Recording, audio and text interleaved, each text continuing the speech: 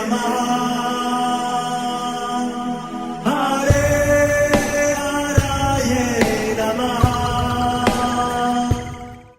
हरे कृष्णा। आज हम भगवत गीता अध्याय 15 श्लोक नंबर 3 और 4 सीखेंगे। चलिए शुरू करते हैं।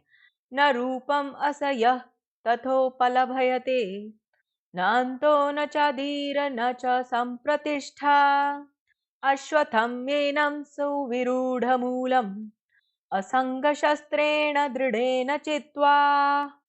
अब हम इसे धीरे धीरे बोलकर समझते हैं। न रूपम असयः तथोपलभयते न अंतो न चादीर न च संप्रतिष्ठा अश्वत्थम एनं सुविरूढ़मूलम् असंग शस्त्रेण दृढ़ेन चित्वा।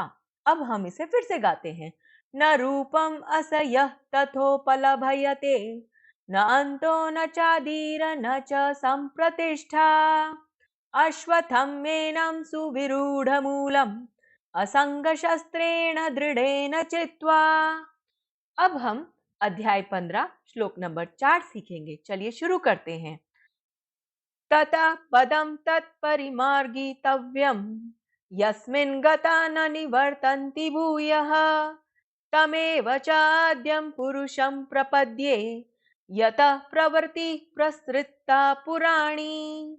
अब हम इसे धीरे धीरे बोलकर समझते हैं। ततः पदम तत् परिमार्गितव्यम यस्मिन् गता न निवर्तन्ति भूयः तमेव च आद्यं पुरुषं प्रपद्ये यतः प्रवृत्तिः प्रसृता पुराणी। अब हम इसे फिर से गाते हैं। तथा पदं तत्परिमार्गितव्यं यस्मिन् गता न निवर्तन्ति भूयः तमेव च आद्यं पुरुषं प्रपद्ये यतः प्रवृत्ति प्रसृता पुराणी। अब हम समझते हैं भगवान श्री कृष्ण इन दोनों श्लोकों में हमें क्या बता रहे हैं। इस वृक्ष के वास्तविक स्वरूप का अनुभव इस जगत में नहीं किया जा सकता। कोई भी नहीं समझ सकता कि इसका आदि कहाँ है, अंत कहाँ है या इसका आधार कहाँ है। लेकिन मनुष्य को चाहिए इस दृढ़ मूल वाले वृक्ष को विरक्ति के शस्त्र से काट गिराए। तत्पश्चात उसे ऐसे स्थान की खोज करनी चाहिए जहां जाकर लौटना न पड़े और जहां उस भगवान की शरण ग्रहण कर ली जाए जिससे अनादिकाल से प्रत्येक वस्तु का सूत्रपात तथा विस्तार होता आया है। हरे कृष्णा। चलिए अब हम महाप्रेम प्रभु जी से इन दोनों श्लोकों के बारे में और अच्छे से समझते हैं। हरे कृष्णा जी। तो भगवान श्री कृष्ण शुरू में हमें बताया यह पूरा संसार एक वट वृक्ष की तरह है और उसमें जो तीनों गुण क्या करते हैं उसको बढ़ाते हैं, जो विषय भोग है उसको और बढ़ाते हैं। तो हमको इस संसार में आके करना क्या है? तो भगवान बोलते हैं इस वृक्ष को काटना है, मतलब संसार से बाहर निकलने का प्रयास करना है। और कैसे करेंगे प्रयास? तो बोला असंग शस्त्रेण, वैराग्य के शस्त्र के द्वारा हमें इस संसार से बाहर निकलना है। बाहर निकल के कहां जाना है? ऐसी जगह पर जाना है जहां से वापस नहीं लौटना पड़े। और वहां तक कैसे पहुंचेंगे? तो बोला तमेव च आद्यम पुरुषम प्रपद्ये। तो यहाँ पर भगवान श्री कृष्ण बोलते हैं इस संसार में आ गए, अब हमको करना क्या है? लोग तरह तरह की बातें करते रहते, सोचते भी पैसा कमा लेता हूं बस ये हो गया मेरा काम, या फिर मैं ये कर लेता हूं तो बस मेरा जीवन सफल हो जाएगा। कई लोग सोचते हैं अरे गरीबों की सेवा करेंगे तो जीवन सफल हो जाएगा। तो भगवान श्री कृष्ण हमें बताते हैं कि वास्तव में अगर हमें संसार से बाहर निकलना है, क्यों बाहर निकलना है? क्योंकि जब तक संसार में रहेंगे हम संसार के दुखों में भटकते रहेंगे। और इसीलिए हमें शास्त्र हमें बताते हैं कैसे इस संसार से बाहर निकले। और जब तक हम इस संसार में रहेंगे और भगवान को भूल कर कार्य करेंगे तब तक हम लोग इस संसार में दुख पाते रहेंगे। कई गुरु मिलेंगे आपको जो बोलेंगे मैं आपको ऐसी विद्या सिखाऊंगा, ऐसी क्रिया सिखाऊंगा जिससे कि आपको शांति की प्राप्ति होगी, आप सदैव प्रसन्न रह पाएंगे। पर भगवान श्री कृष्ण हमें और ही रास्ता बताते हैं।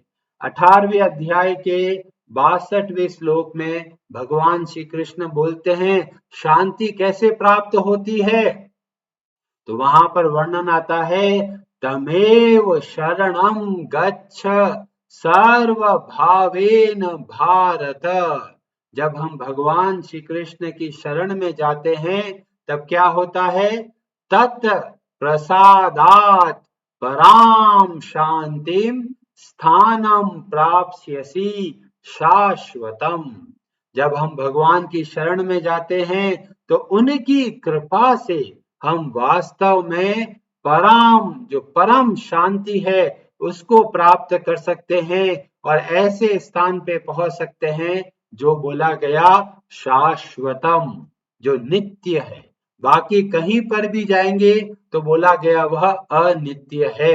आ ब्रह्म भुवनान लोका पुनरावर्तिनोर्जुन। ब्रह्मा के लोक में भी चले जाएंगे तो भी वहां से वापस आना पड़ेगा।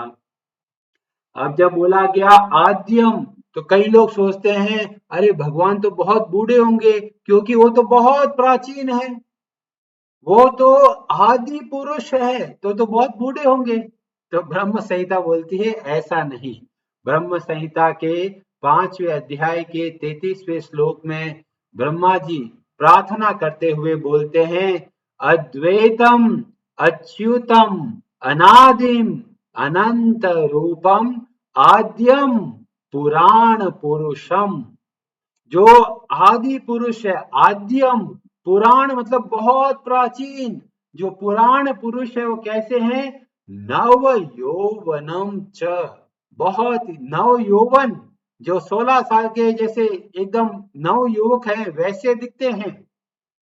और वो कैसे प्राप्त होते हैं, वेदेशु दुर्लभम अदुर्लभम आत्म भक्तौ गोविंदम आदि पुरुषम तम अहम भजामि।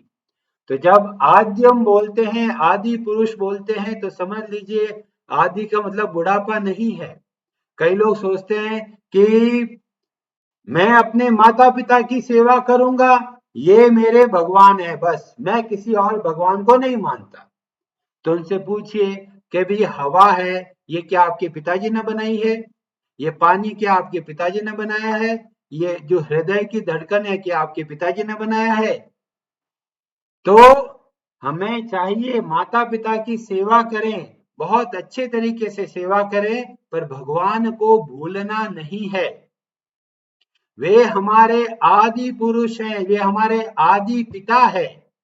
जो पिताजी के पिताजी के पिताजी के पिताजी पहुंचोगे तो कहां तक पहुंचोगे, ब्रह्मा जी तक पहुंचोगे। और ब्रह्मा जी के पिता ब्रह्मा जी कहां से प्रकट होते हैं, गर्भोदकशाही विष्णु जी से प्रकट होते हैं। और वो कहां से प्रकट होते हैं, वे भगवान श्री कृष्ण से प्रकट होते हैं।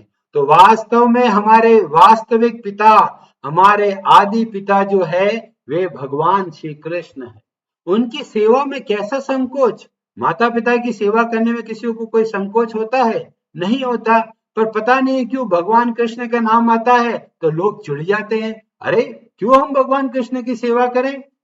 तो बोला गया भगवान हमारे बीज प्रदा पिता है, वे हमारे वास्तविक पिता है। और इसलिए जब हम अपने पिता की सेवा करते हैं तो हम वास्तव में प्रसन्न रह सकते हैं। और इसीलिए भगवत गीता में जगह जगह पे बताया है कि हमें भगवान की शरण लेनी है। तो पहले वाले श्लोक में बताया प्रयास करना है और दूसरे श्लोक में बताया कृपा चाहिए। तो हमको दोनों चीजों की आवश्यकता है। आप पढ़ाई करते हो, बहुत अच्छे से पढ़ाई कीजिए, मन लगाकर अच्छे से पढ़ाई कीजिए, पर आश्रय आप भगवान का लीजिए। कई लोग सोचते हैं अरे मैं मेहनत करूंगा मैं सफल हो जाऊंगा, पर हमें शास्त्र बताता है प्रयास की भी आवश्यकता है और कृपा की भी आवश्यकता है।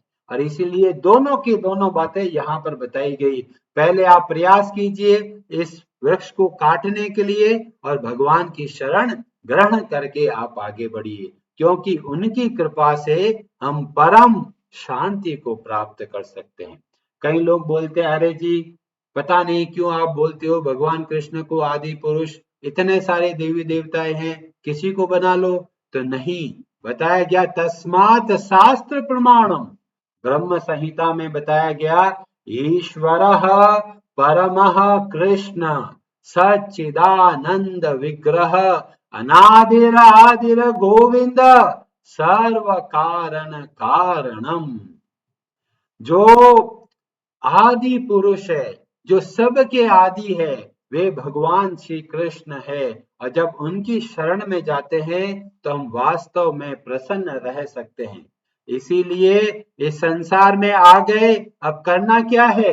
तो इसका उत्तर भी भगवत गीता देती है। भगवत गीता के अध्याय 9 श्लोक नंबर 33 में वर्णन मिलता है, अनित्यम असुखम लोकम इमं प्राप्य भजस्व माम।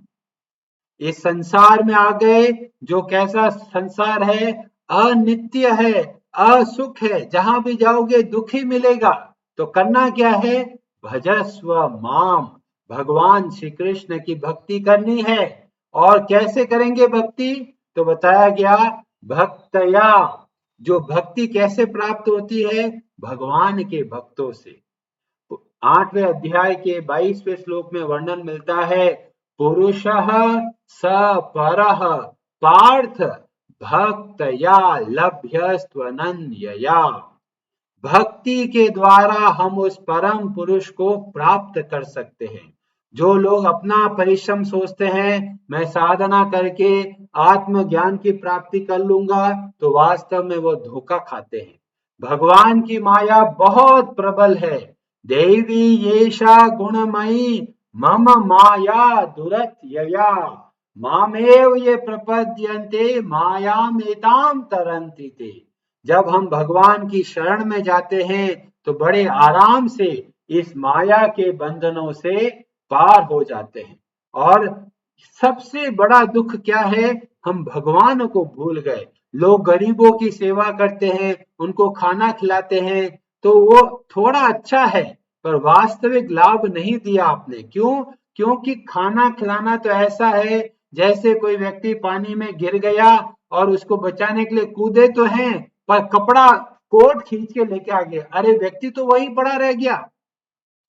तो जो लोग केवल वस्त्र की सेवा करते हैं, जो केवल शरीर की सेवा करते हैं, वो वास्तव में अच्छे तरीके से परोपकार नहीं करते। वास्तविक सेवा करनी है आपको तो उनके दुखों के दूर कीजिए। और दुख कैसे दूर होंगे? जब वे भगवान से जुड़ेंगे। क्योंकि मूल दुख कहां से शुरू हुआ? चैतन्य चरितामृत में वर्णन मिलता है। श्री चैतन्य महाप्रभु शिक्षा देते हैं सनातन गोस्वामी को, और वहां पर बताया गया दुख का मूल कारण क्या है। तो वहां वर्णन आता है, कृष्ण भूली सई जीव अनादि बहिर्मुख अतएव माया तारे देय संसार दुख। हम लोग क्या किए? भगवान को भूल गए और इसलिए संसार में बहुत दुख पा रहे हैं।